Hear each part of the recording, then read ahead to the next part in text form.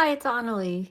Today I'm making a card using the Altenew Gladiolus Layering Die set. I ended up with two of these sets, so I sent one to my lovely Aunt Dee Dee about 2 weeks ago. And on Saturday, she told me she was having some trouble making it work. She figured it out, but it was not easy. So I said to her, you know what? My next YouTube video will be on how to use this beautiful Gladiolus layering die set to make a card. And as she said, oh, I'm tickled that you would do that for me. And unfortunately, she passed away on Sunday. So I promised her I would make this video, even though she will never get to see it. So here it is with the Altenew Gladiolus Layering Die set and their incredible keyhole system. And I hope that even though she won't get to see it, I hope that this will help somebody along the way.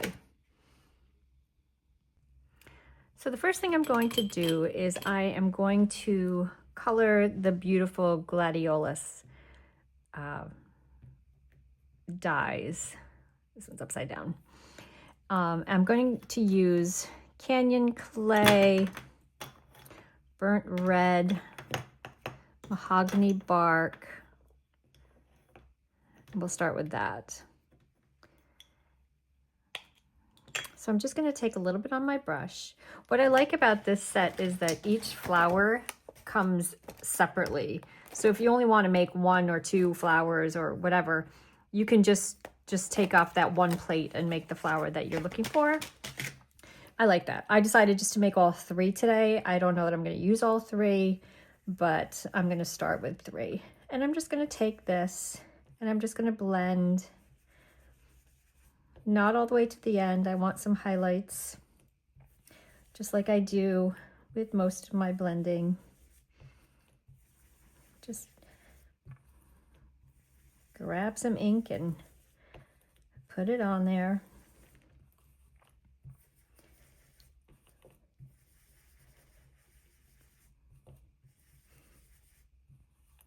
And then we'll move on to burnt red.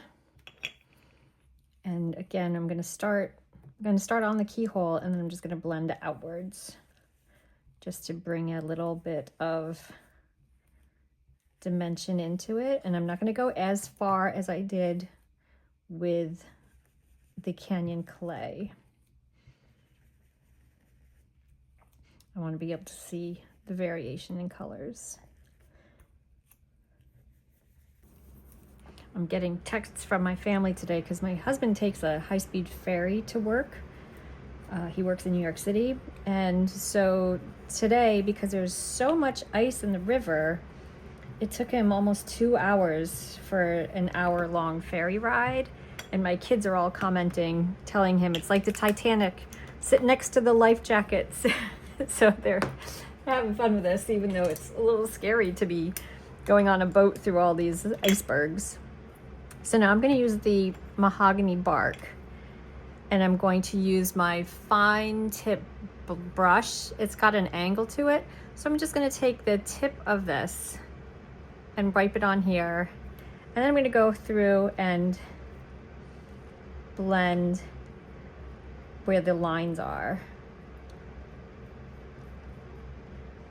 just to add a little something where those embossed lines are. And I like to do it from the outer edge in, even though I didn't start that way.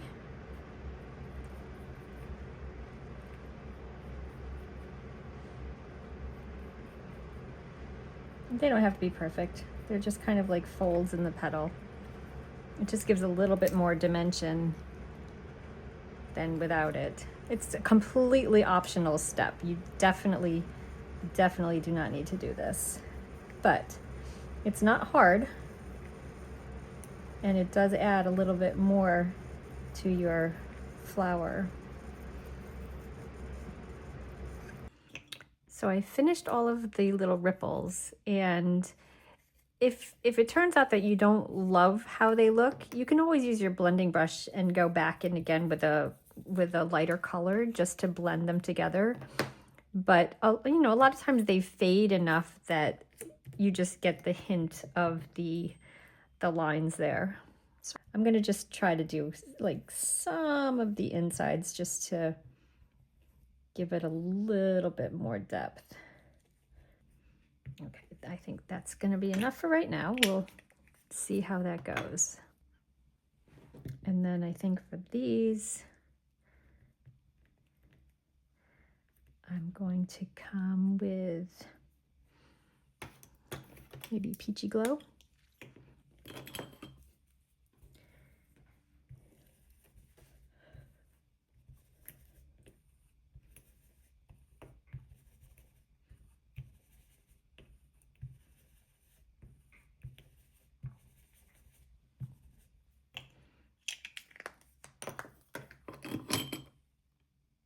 And for these little tips, I am using pistachio, and I actually cut more than I need because the first time it didn't cut out right, and rather than picking out the ones I don't need, I'm just going to color all of them and use what I need. So I'm going to be following the directions, the guide on the back, because this does offer an option 1 and an option 2 depending on how you want your petals to look. So I'm going to follow this guide. This is the Fabulous Keyhole System by Altenew, which is really, really great. And as I was saying before, if you want just one flower, you pick out the flower that you want. And you can tell, you know, I have all of them out here, but I can tell these are all one flower because they have the large keyhole right here. And they also have a number etched in, so I know in which order to go in. This one is a small T. This one actually has 2 different keyholes. It has a triangle and a snowman. So when we get to that one, we know that we need to match up both the snowman and the triangle, or on some of the others, there's just a snowman. So you would have to be lining up just the snowman, but we'll get to that one in a minute. We're gonna start with the keyhole. Is this one? I thought it was a 7. Yeah, that's number 1. And then number 2 has a number 2 etched right on there. Sometimes it's a little tricky because when there are a lot of pieces, it's a little bit difficult. I think that's where Aunt Dee Dee might have been having some trouble. But some of them are super easy to put together. And once you've done it a few times, it becomes a little bit more natural. So what I like to do is I like to put the glue on the back side. So here's number 3. I just flip it over. I put glue on the back side because I find that if I put glue on the front, like if I were to put glue around here, sometimes it overlaps the keyhole and I can't see it as well. So this way I just put it on the back and then just line it up like that. It just makes it easier for me.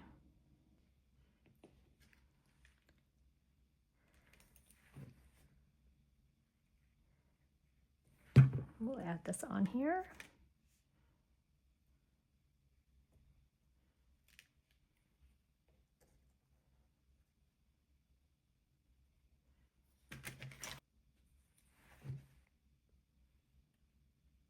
I'm still trying to figure out what that meant. Bring layer 4 tip forward. We'll see.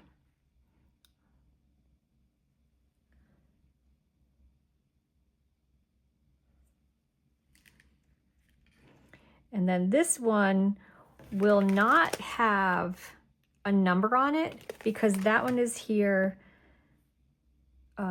just to cover up that one. And do I have S? So see, you know that it's going to go there just because it matches right there. So this one you can put glue on the whole back side. This one is one of the trickier ones to put together.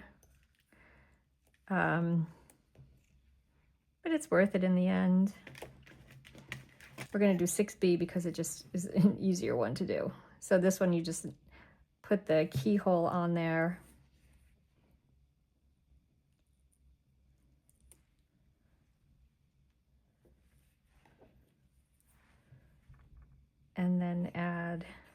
this on top.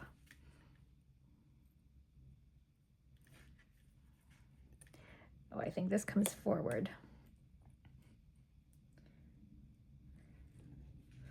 So with this one, this would have been option 1. You would fold this back and then attach on the underneath part. You would have attached that there to make it look more like a flap, but I use option B. It just is a little bit easier than trying to work with the tab. So that's just how I do that one. And then we will come to the one with the snowman and the triangle, and we'll see if we can put this one together. So here we start with number 1. We'll add number 2. Number 2 only has the triangle, so we'll add the triangle going in the right direction, lining it right up. Number 3 has a triangle and a snowman, so we know we need to put glue around both, and line 2 up at the same time. See how they're both lined up? And then I know that number 4, I can see the etch here, so I'm not actually using the guide too much because I'm just following in numerical order. And number 4 is going to go on top of that. Now for that one, I could put the glue all over, but I honestly don't mind having where you can see that there's a petal, because there are a lot of petals on a flower. So there's 4, and then 5.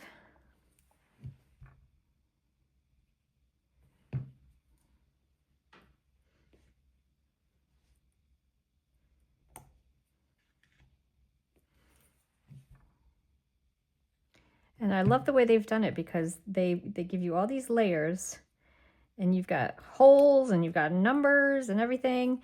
But in the end, everything gets covered up. That can't go here. No, see, now they tricked me, and you can see that there's a snowman here and here. So this snowman is obviously for the bud, so that's not a part of this flower. Tricky little Altenew. And then this one is the final one for this flower, and it just covers right up on that other guide to cover up all the holes. And they're easy peasy. Now, I also have to find the stamen that fit. So that one was the snowman. It's just this little tiny one, I think. Right here. Just add a little tiny bit of glue on there.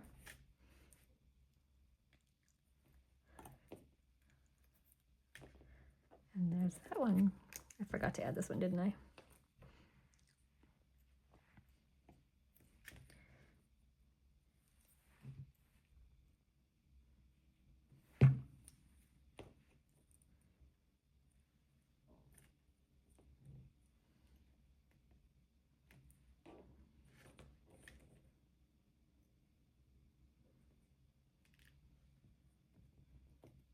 I think it's this one.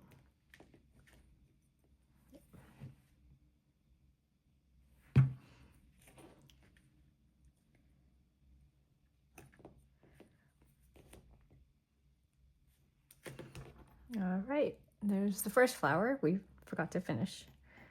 And there's the second flower. This one does have a few pieces that are left over that you don't necessarily need to use.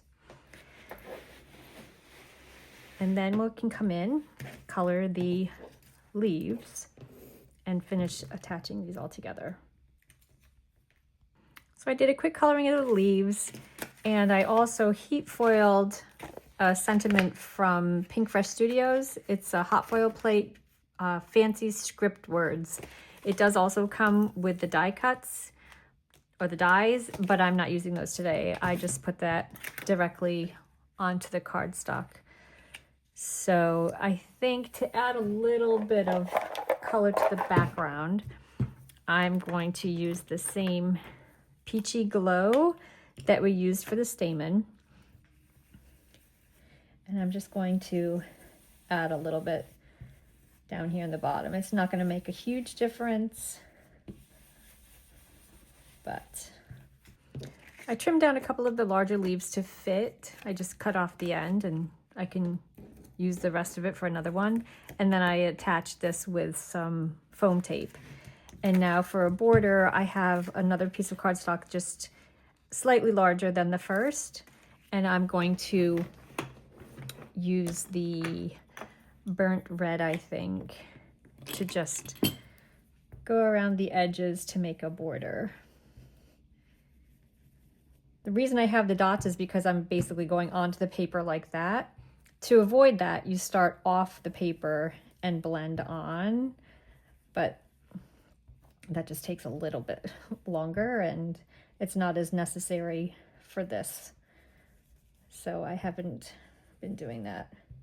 But if you find that you're getting spots like that, it's because you're starting on your paper rather than starting off and blending on. Just a little tip. Okay, now we can take this and then we can add that with liquid glue.